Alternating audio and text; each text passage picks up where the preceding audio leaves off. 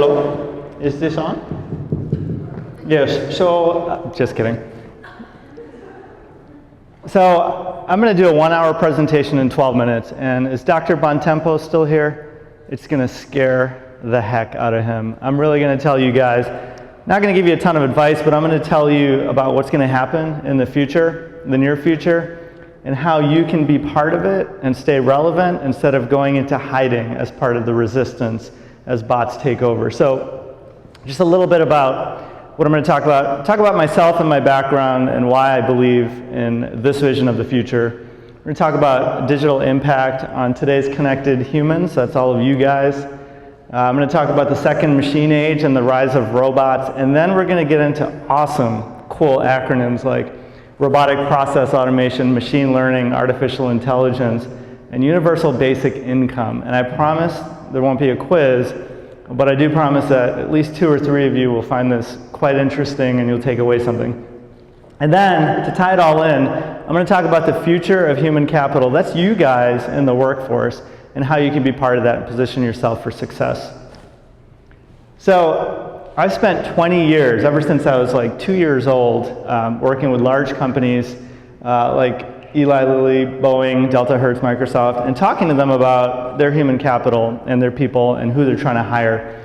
And every company to a T, their biggest fear is their current workforce becoming irrelevant because of technology change, and also recruiting the right people from a technology perspective. This keeps them up at night, and this is what they really focus on. And that's because we're seeing a lot of things change. You guys are part of this. This has started a few years ago. The definition of trust has definitely changed. We don't trust companies anymore. We don't trust banks. Very few of us trust politicians. What we do trust is each other, right? So we don't believe something, we put on our professional skeptics hat until we learn that our friends or the crowd has approved something, right? We look at reviews, we look at social. We don't believe anything until we see it demonstrated by others. We are using our cars as taxis, our homes as hotels. We're lending to each other using peer-to-peer lending. This whole paradigm of trust has totally changed. We don't believe anything until it's validated. The other element that's a big change in how people are dealing with work and the world is around empowerment. So social has really become something that's empowered us. So not only do we expect to be able to talk about something, a company, a product, an athlete, but we expect that our voices are not only heard, but actually something is actioned upon. I had a friend who just had a baby, and he was at Walmart on a Sunday, and he was buying diapers. 10 p.m. at night, all he wanted to do was get those diapers and go home, but the line was 20 deep, and they only had one line open. So instead of just sitting there or trying to complain, he took a picture of that line, and he tweeted it to Walmart's National Customer Service Twitter account. Within 3 minutes, 2 more lines opened, and they tweeted back and they said, "We're sorry about that, we hope we fixed your issue." So now that expectation is that I can communicate with nameless, faceless companies, right? But also that I expect my voice to be heard. That's really changed how you guys feel, how companies actually take your value and input into how they work, and I think that's going to continue to evolve. We also see that content, now good content floats freely to the top, right? Using Google's PageRank algorithms, using social networks. It's not always that the best content and knowledge that you can learn is available at your local school from your teacher, local university, or library. It's quite possible that somebody on the other side of the world is doing research or thinking the same things that you are, and they're writing about it. And you can riff off of each other. So that's really changed the pace of how quickly we can learn things, right? Just a quick show of hands. Last time you had to learn something and you had access to a PC or a phone, how many of you went to Google to learn the answer? How many of you went to YouTube? Right? How many of you called a friend? Okay. How many of you actually learned from asking your teacher and waited until you got into that situation? That's good. Leverage your teachers. I know that's not a natural thing to do, but definitely. How many of you, they used to have these things called encyclopedias and print things. How many of you have gone to that? Exactly. So I've asked this question all around the world, all different companies, all age groups, all levels of leadership, very, very similar. Everybody goes to Google, roughly 50 to 75% of people. A third of them go to YouTube to learn, and then everything drops off a cliff after that. That's because we're getting things in a relevant manner, quickly, timely. We need it right away. How long do you guys wait for a web page to load before you abandon that site? Seconds, right? So now it's, come on, buddy, I don't have all minute. I need this information now. I don't want to wait. There's also a great book that talks about where we're at in terms of human development. It's by two MIT researchers, Knowtion and McAfee, and they studied the entire history of human development, and they assigned a point value to each event that changed the course of human history. And human history and progress went like this, like a nice little rise like that. But one thing happened that basically made the course of human progress go straight up. And they looked at the invention of the wheel, they looked at us using fire, domesticating farm animals to do plowing. They looked at even negative events like the bubonic plague decimating 33% of Europe through the 1600s. And the one thing that changed the course of human history more than anything else was the invention of the steam engine. More specifically, the Watt steam engine in 1863. That was pretty efficient, 3% efficient, and that enabled us to amplify human muscle power like we've never been able to do. We created railroads, steam engines, factories. Basically, modern society today was impacted because of that steam engine.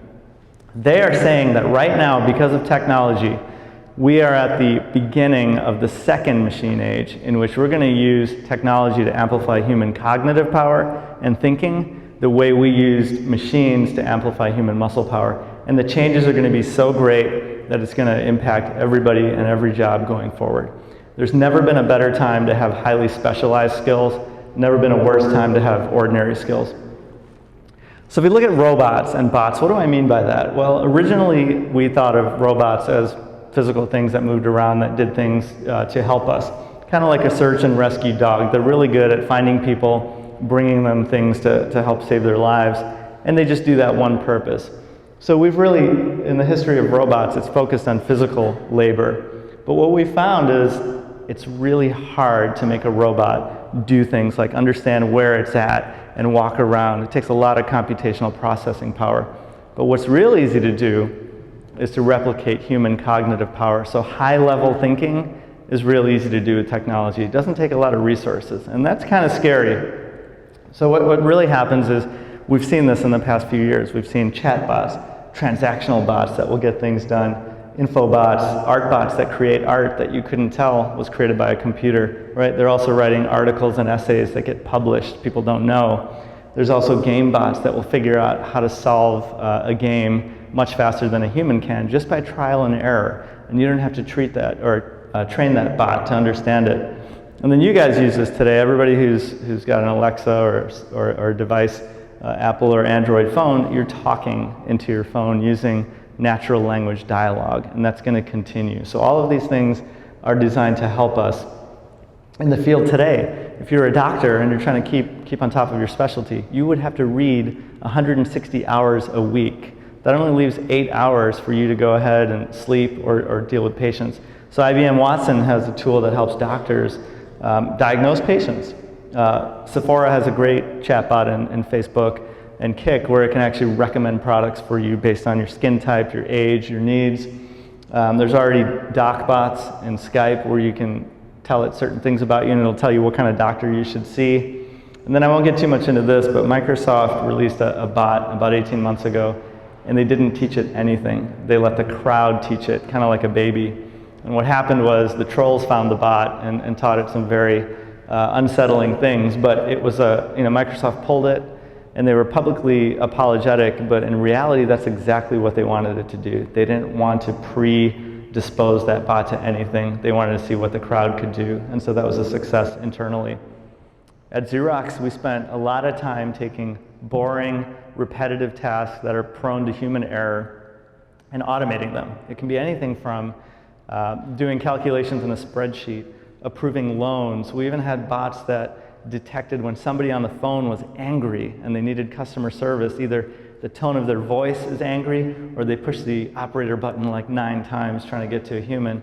Well, we realized that those type of people are handled better by some of our call center technicians that can deal with angry people better. So if Sanjay was really good at dealing with angry people and he got good feedback reviews, every angry call that came in would go straight to Sanjay because he's better at it. So that's using robotic process automation and automation to make things simpler and better. From a financial perspective, investors and the market is recognizing that. If you look at the sales of Tesla, it's kind of hard to see on this, but Tesla in 2016 only sold 76,000 cars. GM sold 3 million, Ford 2.5 million. But look at the market value on the left. Tesla's market value actually overtook every one of those because people believed that in automation and being able to automate things and build things faster, it would create a higher value. I was in Germany, in Munich, at the BMW factory, and they had a ton of automation, and they had cages around these bots that would take the pieces of the vehicle and weld at 12 welds per second. No human can do that. It was just crazy how fast they can do it. Artificial intelligence is really taking computer systems and doing things that normally require human tasks. That's exploded recently. Georgia Tech did this last year. They had an artificial assistance bot that replaced their teaching assistants. And the students didn't know it was a bot, but they wondered because when they would get an answer back through email, it was at all hours of the night, and they thought that a human couldn't really be up at all of that time. And machine learning is telling a computer not what to do, but letting it learn on itself. And you'll see that in vehicles that are self-driving. They learn from the road. So just a quick insight into some of the jobs that are going to be gone relatively soon. Telemarketers, I think we can all clap and love that one. Telemarketers will be gone. But dentists, thank goodness, we're still going to have dentists working on you instead of robots in the next 20 years. But things that are transactional, like loan officers, taxi drivers, even security guards and bartenders, all of those jobs look like they're going to go away. Last thing that's going to happen is something called a neural net. And so you can get a tiny needle to go into your brain and unroll a mesh on top of your brain and allow you to interface with a computer much faster than you can talking. And so we can learn things just by downloading information.